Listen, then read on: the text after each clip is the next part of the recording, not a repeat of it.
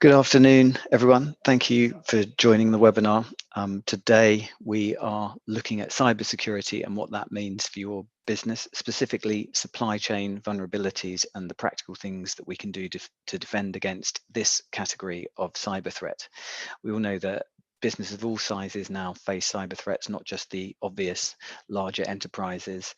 SMEs are often targeted because they hold valuable data and it's assumed that they will have weaker security measures. And the consequences of a cyber breach can be just as severe for an SME. Financial loss, reputational damage, and legal consequences can all jeopardize partnerships and ultimately can pose an essential threat for a business that's been attacked. Despite this being well understood, what I often see in the portfolio is that cyber can be overwhelming. With so many potential threats and options for mitigation, companies often don't know where to start and the problem can be kicked down the road. Today, we're lucky enough to have Rob Domain, CEO of E2E Assure, a cyber security specialist company from the portfolio, who will share insights into cyber criminals' methods, the motives behind these attacks, and he'll lay out a plan to prioritize what you should be doing and will demystify the space, which will make starting your cyber journey or building more momentum much easier. It's worth saying also that E2E Assure have worked with around a dozen companies in the portfolio over the last year and have offered a discounted cyber assessment for $995. And Rob will tell you more about that at the end of his talk. But once again, thank you for joining us. And now over to Rob, who will present for about 30 to 35 minutes. And at the end, we'll have around 15 minutes for questions. And if you use the Q&A feature at the bottom of the screen to drop your questions, I will pose those to Rob at the end. Thank you very much. And over to you, Rob. Many thanks, Simon, and welcome everyone to this webinar. I'm Rob Domain. So I founded E2E Assure nearly 10 years ago, believe it or not. So we've been doing this quite a long time. So it's our anniversary in October. We focus on what's called threat detection and response. So our business began its life focusing on large organizations and government, what we call the high threat club.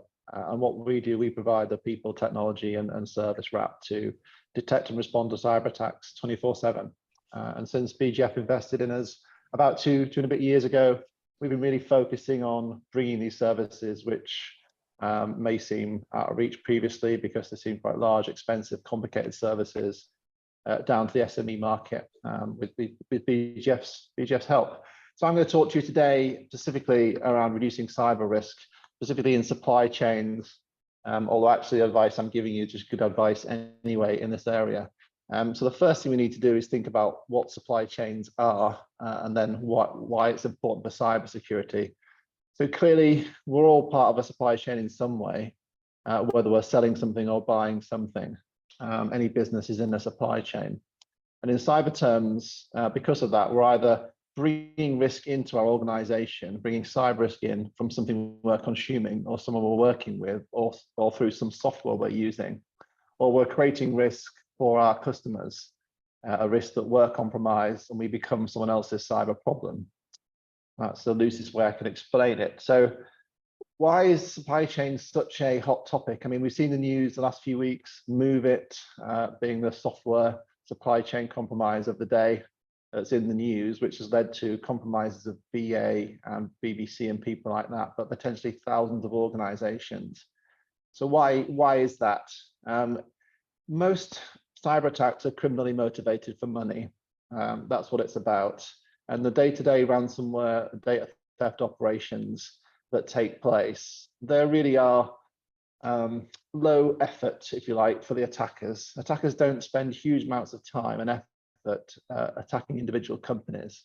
However, if that company is part of a key supply chain, then they will spend a lot of time and effort to get into that supply chain because they get what's called a multiplier effect.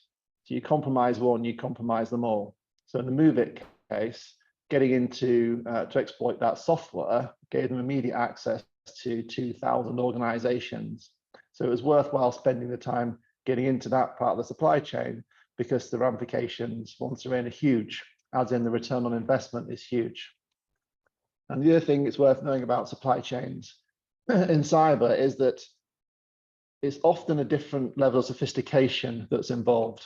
So a proper supply chain attack is generally a sophisticated attack, whereas the day-to-day ransomware attacks that target individual businesses aren't probably that sophisticated.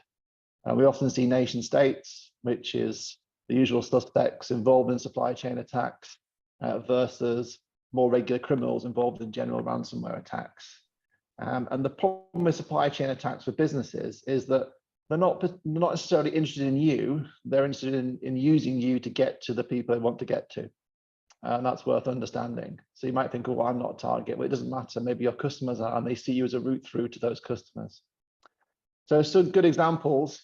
The biggest, I say the biggest or the most popular is through software compromise in some way, or compromise of vendors. So I've discussed MoveIt, but the biggest one and the most sophisticated supply chain attack ever is something called SolarWinds, which was a software supply chain attack.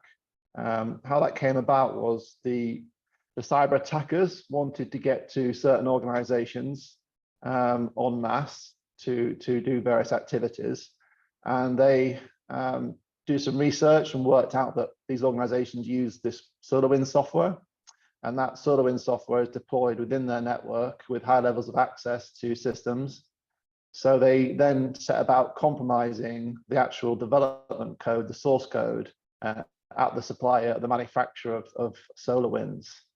So they broke into their development processes and put malware within the software at source by getting into the company that made it, so that when all the customers of that software updated their latest version of SolarWinds, unbeknown to everybody, it downloaded a sophisticated piece of malware, which then had access to everything that the SolarWinds servers had access to. And that's different to MoveIt. So in MoveIt's case, that was what's called a 0-day. Another really serious cyber attack is a 0-day because it's very, very hard to defend against. So what's happened with MoveIt is that the cyber attackers have worked out they can exploit it, okay, but they've not told anyone about it. So they've not disclosed to the vendor that there's a bug in it. The vendor doesn't know about this bug, or they do now. And they've used the gap between them knowing about the problem and everyone else knowing about it as the 0-day window to exploit anyone who's installed MoveIt and it's accessible from the internet. So software supply chain attacks are really, really powerful, and they're really scary things in terms of cybersecurity. The next biggest category is suppliers. So we're talking about managed service providers, help desk suppliers, IT managed service companies, printer managers, anyone who's managing IT, whether it's cloud, on-prem, anything. The NCSC, National Cybersecurity Centre, has really focused the UK cyber activities on looking at MSP security. So if you're supplying managed IT services, you're a big target, because compromising you and your support team's accounts, for example, gives them huge aggregated access to all your customers. And the final category is what we call data stores aggregators. So I don't know if you've seen that Capita had a number of issues recently. One was a simple theft of a lot of data that they stored or they aggregated, and they're now being sued by the owners of that data. So what that's about is that if you're collecting lots of data on different organizations, and that could be, another good example of that is a frequent flyer program. Provider was compromised because the attackers know that you're aggregating lots of data, lots of supply chain data being aggregated, and gives them the information they need to then extort with. So they're the key categories you need to think about. I've listed some good examples, I think. But people often ask, why I'm not a target, why would I be a target? So to answer that, it's quite straightforward. Most cyber attacks are simply criminals trying to make money. So any organization that makes money is a target. That's as simple as that. It's not selective. They're just looking to make money. And what's happened over the last 2 years is that the operators are trying to make money quicker, and they're trying to make more chunks of small amounts of money. Therefore, they're coming down the supply chain to smaller organizations. And if they're looking at your company's house data and everything else, and they realize you've got plenty of cash and plenty of profit, they might calculate you might spend 10% of that on a ransom. Therefore, they might think you're likely to pay up to move forward. And then on top of that, if they find you're easy to exploit, then you'll be targeted and you'll be the next victim. And what I mean by that is that they're looking for easy wins generally. General cyber attackers are looking for an easy life. They want to make as much profit as possible. They don't want to spend lots of time compromising you generally. They'll just move on to somebody else that's easier if they meet resistance. But with supply chain attacks, that's not the case. It's worthwhile them spending time and money to compromise you if they can get to 200 or 300 other customers through you. So that is the difference, a big difference in how these two organizations operate. And I also wanted to bring people's attention that a lot of people associate cyber attacks with ransomware, which is the bit where everyone's PCs, get replaced with a log-on banner, gets replaced with a, encryption message, and all your data has been encrypted. Please pay some Bitcoin. That still happens, but it's not really the modern way. The modern way is to data compromise and steal some data, and then extort you for that data back, or promise to delete that data if you pay them money. And again, that is driven by economics of cyber attackers wanting to make more profit margin. And they find that it's less effort for them to do data theft because they don't need to build complicated attack infrastructures, complicated encryption systems, and buy lots of bits to make all that work, when they know they can get a decent chunk of money off you just by stealing some data. And the challenge with that is that it's easier to steal data and go undetected than it is to launch a ransom attack. So often it means that the attack is simply compromising Microsoft 365 or some data such as that you've got somewhere, or cloud systems data. You won't ever get to the point of a ransom with an encrypted message, but they're going to blackmail you for that data back, or tell you you're going to delete it unless you pay us, because that's the cheapest thing, the easiest way they can get paid. So how do they do that? Well, whether it's a supply chain or not, I mean, the number one way this happens is by some sort of phishing attack of some description, which gives them some level of what we call initial access onto a device, or onto or an account stolen they can use to exploit you. And I think I'm not going to go into different types of cyber attacks in detail here, but there's nothing unique about how these attacks work. The only thing that's interesting about supply chain is that 0 days and hidden malware in code, the sort of next two examples, are the key differentiators that make supply chain more important. But actually, many MSPs, supply chain, are compromised because they make errors. They expose things to the internet by accident. They forget to patch things. They have misconfigurations and things like that. And that you're just as equally to get hacked by something like that as you are a 0 day. You're probably much more likely, in fact, to get hacked by someone misconfiguring something, or using poor passwords, using cloud services and not using multi-factor, and potentially using shared accounts and things like that is a much more common way to be compromised than any of these 0 days and supply chain attacks. But cyber attackers have a lot of ammo these days. There's a lot of things out there to exploit, and they use speed as a key weapon. And speed has increased in cyber attacks dramatically over the years, and we now look to compromise initially in less than an hour. So what often happens in cyber attacks is that once something's been compromised, like an initial account, the cyber attacker group may wish to then sell that access on to another third-party cyber attack group. So often what we see in cyber attacks these days is quite a quick initial compromise, and then no activity for a day or so while they're brokering and selling on the access to a different type of operator who will then do the extortion. And I'm sure you've all heard about ransomware as a service. These are quite sophisticated business models, and some organizations are specialists at getting that initial access and selling it on. Some are specialists at then extorting you after that. But again, I think what's changed recently is the speed. And what was worth, people ask me about sophistication in cyber attacks, and most of the time, the cyber attackers aren't very sophisticated. They're just betting that we're not going to be looking at what they're doing, or we're not going to react in time to what they're doing. Often these things are quite easy to detect if you know where to look. And if you start to respond to them early, they will just give up and go somewhere else, because it's not worth them spending the time on individual organizations. Supply chain, again, is different. So people always say, well, who cares if I get hacked? What's the problem?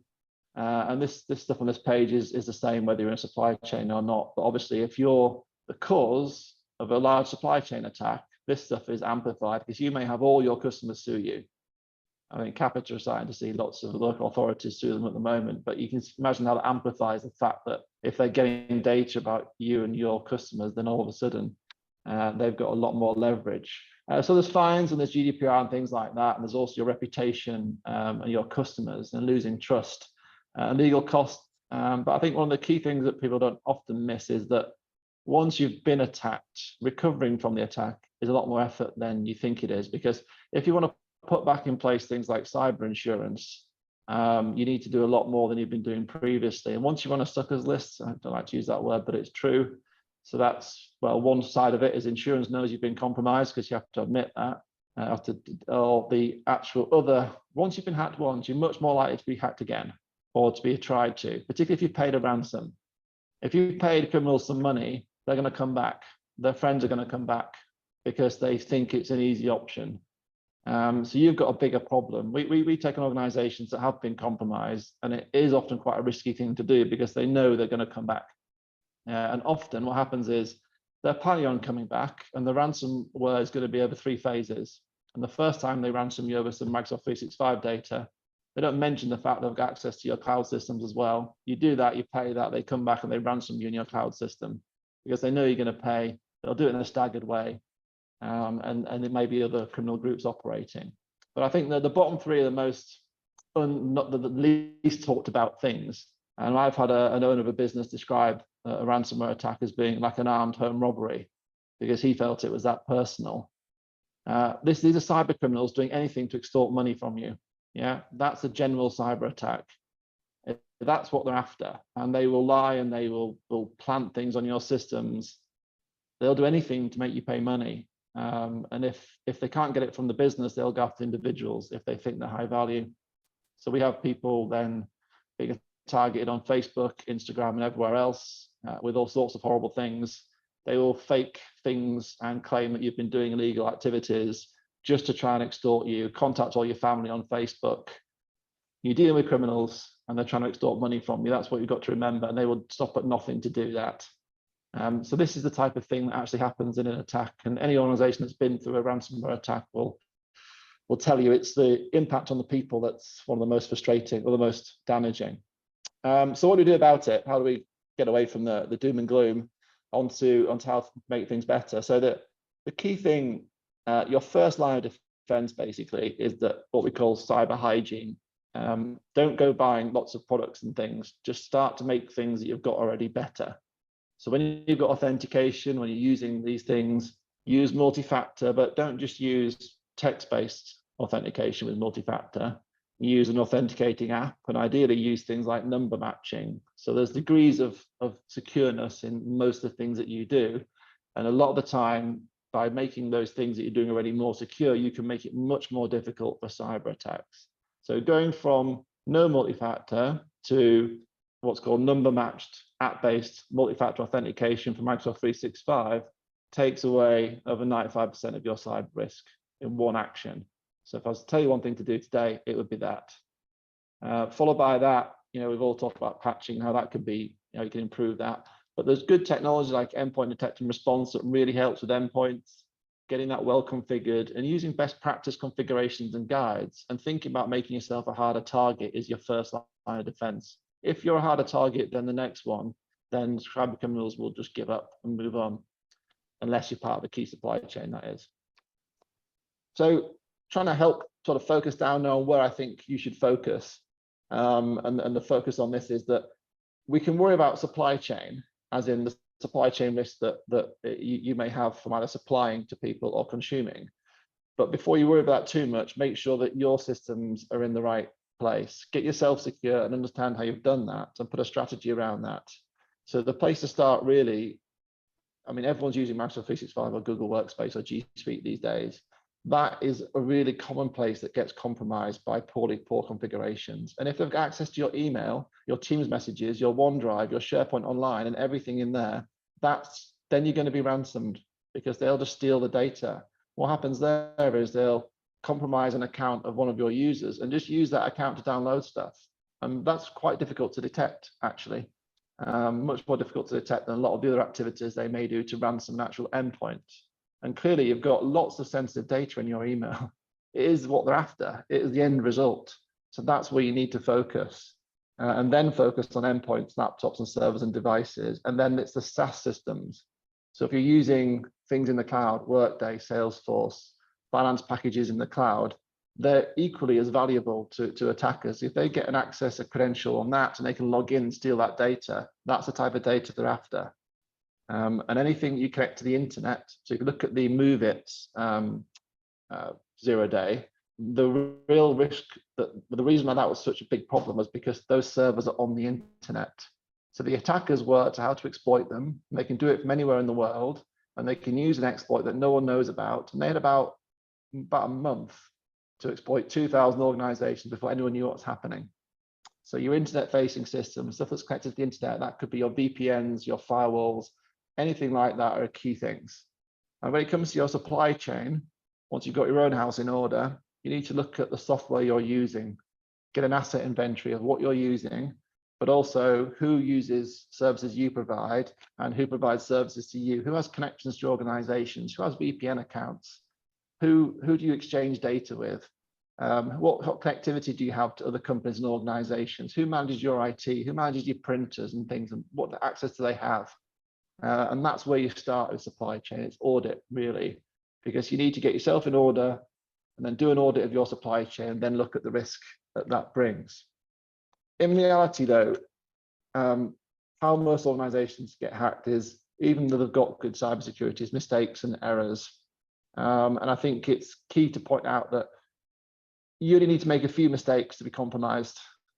Yeah, and with things like Move It, there's attackers scanning the internet constantly looking for people that have things that they can exploit, things that have forgotten to patch, things that are put on the internet maybe forgotten about, and things that happen on bank holidays. So they use timing and speed as their key weapons against organizations, which even SMEs might take a while to patch things. It might take a while to go through change control. They may not necessarily have the best asset management. So organizations aren't particularly good at knowing what IT they have. And obviously attackers are probably better at knowing that than they are. So there's a lot of challenges, I think, for organizations, small and large. I mean, the larger you are, the bigger these problems are generally in terms of visibility. But there's a lot of things in attackers' favor. So where do you start? How do you make a start? So Simon sort of brought it at the beginning. He said, where do you start? So we always say that the first thing to do is accept there is a risk of cybersecurity and do that at a board level. So have some ownership of cyber risk, have it as a key part of your governance, have it as a board item, and then understand that you need to control that risk or manage that risk. Even if you're going to outsource people to help with it, it's a risk that you own as a business. Your board owns the risk, and it needs managing like any other risk. Even if you're going to outsource it, the doing of the cyber to somebody else, it's something you must own and manage. And then whether you're going to find an external party or you're going to recruit cyber people internally, you need a trusted source to go to, an advisor or firm or someone you can work with, and put together a long-term strategy, because this is rather like an ESG program. It's something that you're going to build over time. In the short term, you can do things that make big impact, but you need to continuously invest and continuously keep cybersecurity up to date, because it's a moving target. It's not, you can fix it today and forget about it tomorrow type of problem. It's got to have an agenda on that board meeting, and it's got to be continually a continual system and a long-term strategy. And a word of warning, and I guess we wanted to talk about this, which is, I've been in cybersecurity 20 odd years, and I'm confused by it often when I go to vendor shows. I'm often confused by what people claim to be able to do. And I think for consumers trying to buy solutions to cyber problems, it is buyer beware in the marketplace. And the phrase trust but verify is used extensively as a good piece of advice, is that it may not be the case that what the vendor is telling you will actually be as effective on your systems as they claim it is.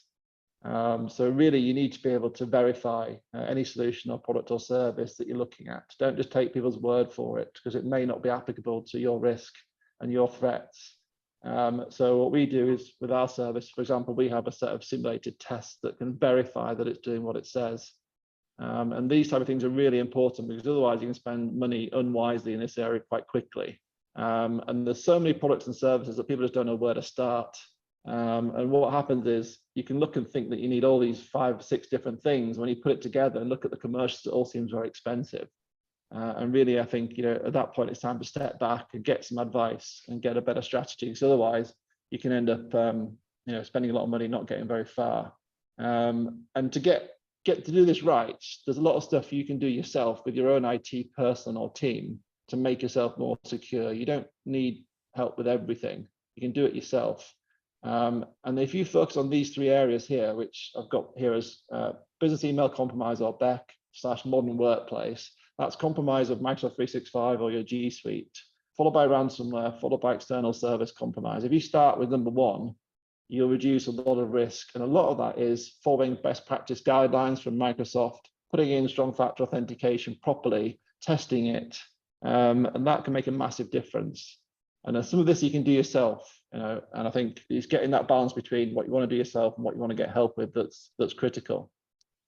I'm going to slightly change tactic a little bit here. I'm going to try and relate a cyber assessment to a fire assessment, because people often say, well, we've not been hacked yet. And it's like saying we've not had a fire yet, isn't it? So most people understand how fire assessments are done. So I'm going to have a bit of fun here and pretend we've done a fire assessment related to cyber. So I'm a chief fire officer, and I've assessed your building's fire system, basically. And the report says, in summary, poor quality, outdated or poorly placed fire alarms with the batteries removed because they often go off by accident, no fire suppression system, no access for fire brigade vehicles, no practice fire alarms, no fire marshals, no one even knows where the water connection is or who's supposed to know where it is, several out-of-date fire extinguishers lying around.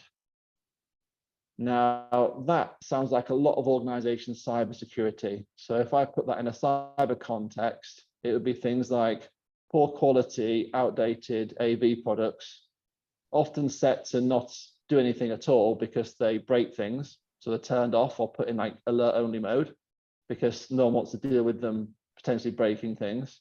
They turn off the automation, the fire suppression system, because again, that breaks things and it interferes and no one actually gets that far. They haven't thought about incident response and how they would get on board to do that. They've never practiced a cyber incident response. They've got no one in the business who would run that exercise. And they don't really know what to do or what would happen if there was a fire or a cyber attack, because they don't really know how you would even put it out or where the water connection is. So net effect is that a lot of organizations, when it comes to cyber, simply watch the building burn.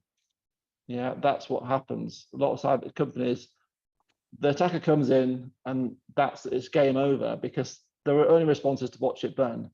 If you do cyber properly, your focus is putting the spark out. Yeah. So what we're trying to do with good cybersecurity is not erase the fact that you'll never be attacked.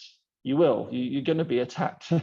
The point is detecting and responding to that attack quickly before it becomes a major fire. So hopefully everyone gets that the way I've described that. And a good cyber program is good at detecting fires at the spark stage and putting them out before they burn the building down.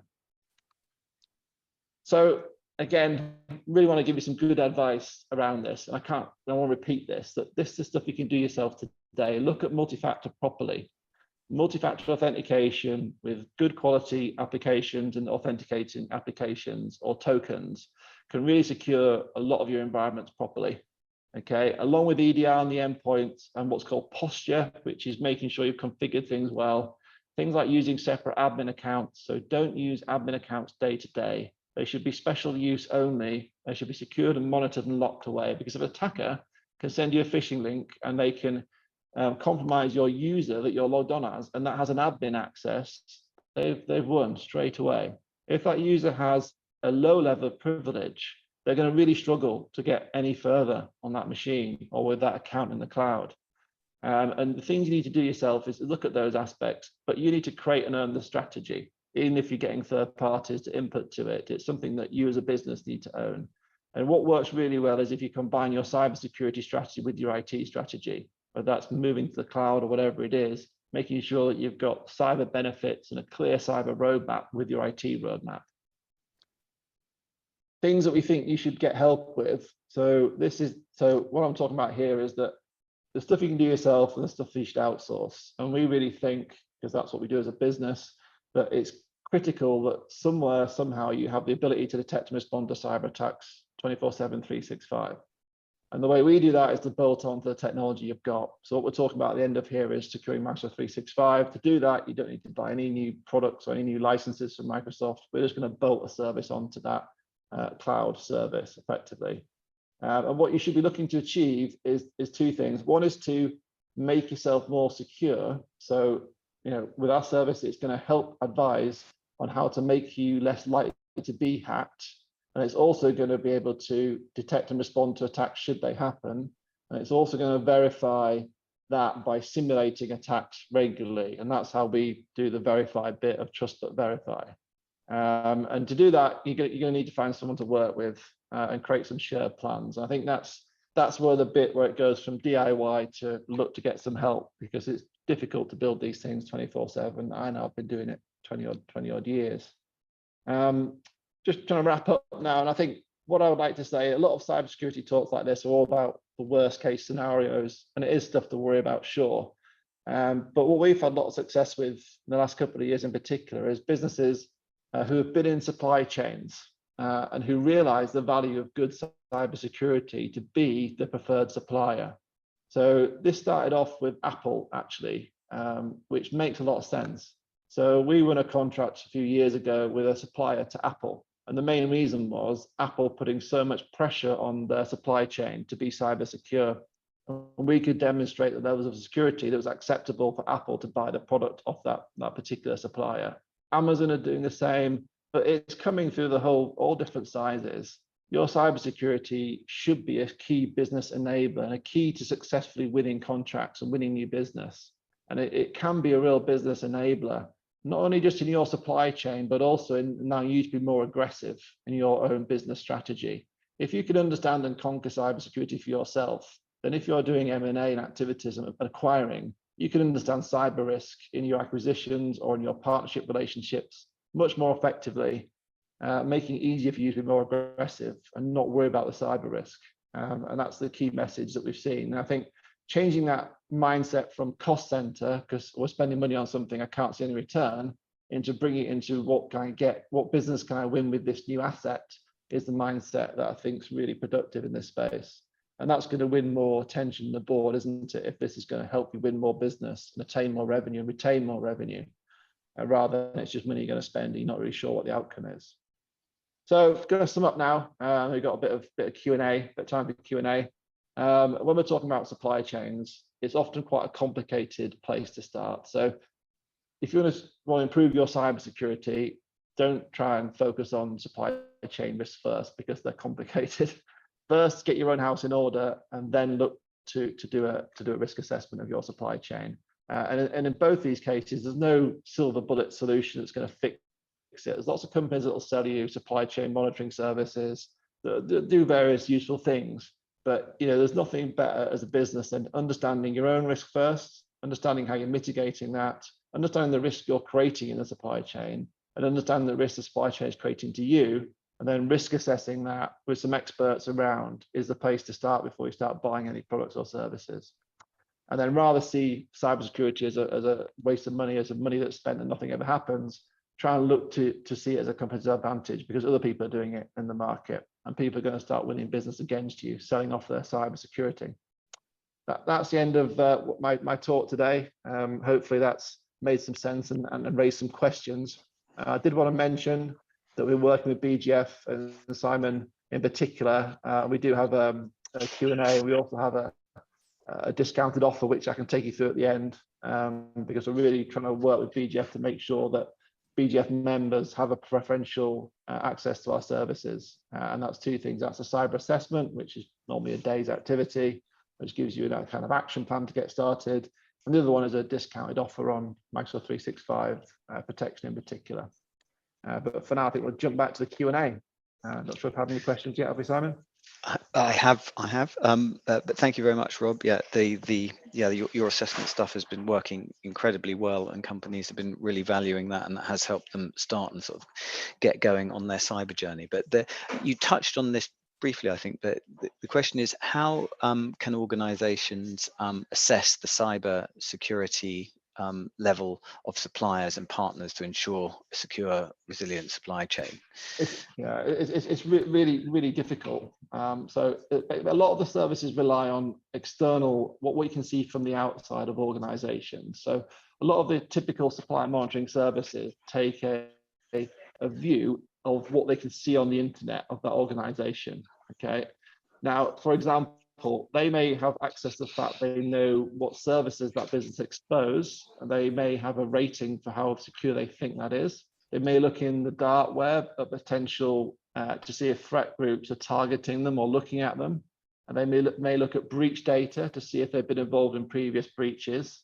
They may look at things like any accreditations they have. So basically, if your organization has got Cyber Essentials Plus and ISO 27001, that's a very good start. Yeah. So I would say that there are services that can give you an external view, but the problem with cybersecurity is that any one point in view in time is invalid a day later, particularly when you've got things like MoveIt going around. Is that the only real way to really know is to continuously monitor these organizations from the inside and out. And that's not easily achievable unless you have some ownership of that organization. So my best bet where we're at the moment is make sure you understand cyber risk yourself, and then make sure you ask organizations, your suppliers, do you have Cyber Essentials? Really, they should have Cyber Essentials Plus. Yeah, because Cyber Essentials is a self-assessment, whereas Cyber Essentials Plus is verified, as in someone's tested, it's true. And again, that's only once a year, but it's better than nothing. So I'd really start with that. And ISO 20001 2013 and things like ISO 9001 quality standards, they're all really good things to ask for. And I really suggest that you make sure these organizations have these things. And they're not just self-assessed, because that's too easy. Yeah, they need to be verified. So you want to have a BSI audited certificate. You can't just have them self-assess. That's the best bit of advice, because the rest of it is complicated, and I could talk about it for about an hour and you still wouldn't give you a perfect solution. Yeah. Rob, another question. Is there a rule of thumb for the amount to spend on cybersecurity versus the size of the business? So I don't know if there is anymore. I mean, we used to do this stuff in the enterprise space quite often, and people would apportion it out, but I don't think there's any real rule of thumb. I would say that what I would say to businesses is, if you're, I would say, a business of say 5 to 10 million turnover, if you're not spending somewhere between 15 and 50,000 pounds a year, that's probably not enough. But I've seen businesses with 10 million turnover spend a lot more than that a year and a lot less. So I think whatever you're doing is verify that. So find out what you're spending right now on cybersecurity. That's going to be things like the EDR, any security licenses, any outsourced services you've got, and try and work out what that is. But I would say that for small organizations, the minimum you're going to have to spend is going to be about 15 grand a year. Okay, that's kind of the minimum, right? And for a normal organization, 10 to 30 million, it's going to be something around 15 to 100 grand a year. But there's no, if your organization has got lots of factories all around the globe, lots of OT systems, and is really complicated and use lots of on-prem, you're going to need to spend a lot more. If your organization is using cloud first, using Micro 365, and you're really good at configuring it, we'll offer you a massive discount. Yeah, because we worked out that people who do those things are less likely to get cyber attacked. Therefore, we can deliver our service more cost effectively. A lot of our business is born on very big, complicated businesses who have complicated IT. Complicated IT is easy for people to exploit. Simple IT that's well managed is much more cost effective to put cyber in. Does that make sense? And I think that's why we're focused on the modern Microsoft 365 protection, because that is mega cost effective. Because and with Microsoft 365, you can also hook into that and do remote monitoring, and all of that is just out of the box, isn't it? Yeah, so it's really cheap for us to implement, and we do the posture assessment day one. So when we onboard you, we make you more secure instantly, and you get an increase in your cyber posture, and then we maintain your security, and that is £6, £7, £8 a user per month. If it's even less at scale, so that's cost effective. That's what I mean by, if that's what you look like, it is cost effective. People are trying to sell you too many things often that you don't necessarily need, because you've made good decisions and you're doing a good job anyway. It means that you should be able to spend a lot less money on cyber. But often organizations are sold to by so many cyber companies that are offering so many solutions that it looks like you need to buy 6 or 7 things. Really, we don't think you do. Securing Microsoft 365 isn't that difficult. It's not that complicated. Okay, and another question. Given the global nature of supply chains, how do organizations manage compliance and all of the various data protection regulations across the world? Yeah, you're going to need specialist help with that. I'd suggest specialist organizations help with that, compliance consultancy to do that. If you're doing business in lots of legislations, Germany is a classic, isn't it, where it's really quite complicated. You're going to need specialist advice. It's not something we can help with in terms of that side of it. But I'd find a specialist cyber company who can do that compliance work for you. And then it's going to be attached to a legal firm as well, I thought, to make sure you're complying with the relevant laws. Yeah, that just scales linearly based on the jurisdictions and just becomes ever more complex. And just a question sort of from my own point of view, what is the best way to sort of be monitoring cyber risk up and down the supply chain? Do you really just focus on your area and your boundaries, or is there a way to be more proactive up and down? It's not straightforward, is what I'm telling you. Monitoring your supply chain is not straightforward. Sorting yourself out is much more straightforward, because your biggest risk is that you are the source of the supply chain compromise. Mm-hmm. Yeah, that's your biggest risk, isn't it? That you're compromised and then all your customers are compromised through that. That's going to have the biggest impact on your business. That's what you should worry about. If someone in your supply chain is compromised and that leads to a compromise of you, you're not directly in control of that, are you? Yeah, now you still have a big impact, but you're not directly responsible for that. So what you need to do is sort your own environment out and understand that. And then you need to audit your suppliers. And I'd go with the questionnaires. What certificates do you have? Cyber Essentials, ISO 1001. Then I'd ask them what data they hold, because this is about the data they're holding. Mm-hmm. So if they're going to create risk to you, it's because they've got some data that you don't want them to have. And are those audits, do you typically run those periodically? I mean, I know those are very common when you're sort of contracting and sort of RFP stage and what have you, but you know, you could I'd have a form and ask them to complete it every quarter. Mm-hmm. And update it. The problem with cybersecurity, things change so rapidly. The annual's not enough. And we work with cyber insurance, and they've got a massive problem to try and underwrite risk with cybersecurity, because it's not like a building where they know that the fire alarm system works and they can assess that with put some smoke over it and it goes off. There's no such thing in cyber. There's no one thing you can buy that tells somebody that your building's not going to burn down in cybersecurity. That's the challenge. There's probably 30 products that claim to be able to do that, but none are actually verified in that way. So when you're trying to assess the risk of someone else to you, they can tell you they've bought all these firewalls and all these security products, but that doesn't necessarily mean there's less risk. So if you talk to any cyber insurer, they'll tell you that the amount of money you spend on cybersecurity and products doesn't necessarily mean that you're more secure. There's no correlation, which is a bizarre thing. So I think that's like you say with modern workplace, it's about configuring that correctly and and having the relevant expertise to make sure that is up to date moment by moment. It is, but the ideal scenario is you've got some way of verifying their claims. And so with our service, we test and simulate attacks to verify they're defended against. With your supply chain, really, you've got to ask them how they're verifying their cybersecurity. And these are difficult questions, and they're not going to want to answer them. And as I say, there are products and services you can buy that do help, but they just give you little windows into it. They don't have the level of data to be able to really tell you about that risk. They can help you, but they're not going to give you the answer. The only way to really know is to have 24/7 monitoring that organization, which obviously clearly knows the state of that they are at any one point in time. So, but you're not going to be able to impose that on your supply chain. But we see that's how cyber insurers work, by the way, these days, particularly in the States. They make you take services like ours so they can measure the risk that way. Yeah. Yes. That continuous is needed. Yeah.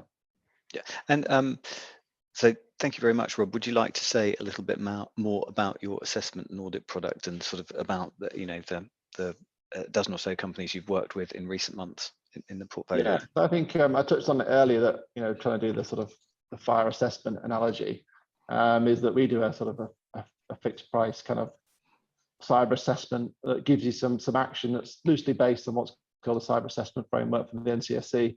And because this is a BGF portfolio offer, we've kind of discounted that and put that into place. And that generally could take about a day or two to put together. It's a simple questionnaire, and that's, gives you really useful actionable insights. It's quite in depth, actually. It's more in depth than you'd think. Yeah, the report's quite weighty, isn't it? And you present that back to the management team, technical or board as appropriate. So and it really does inspire action and sort of get you going.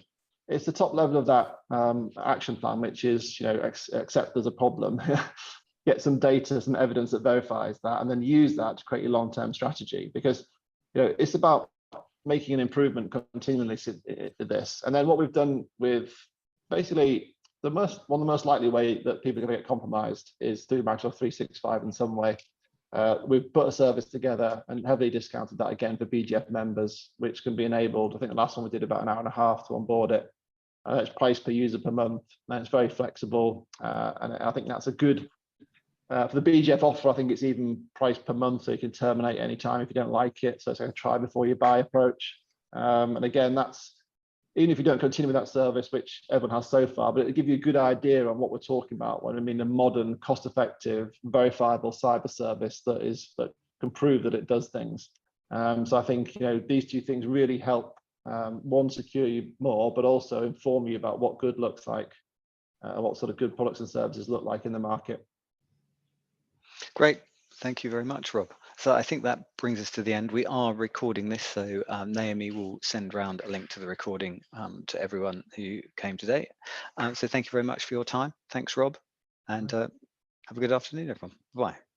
Thank you.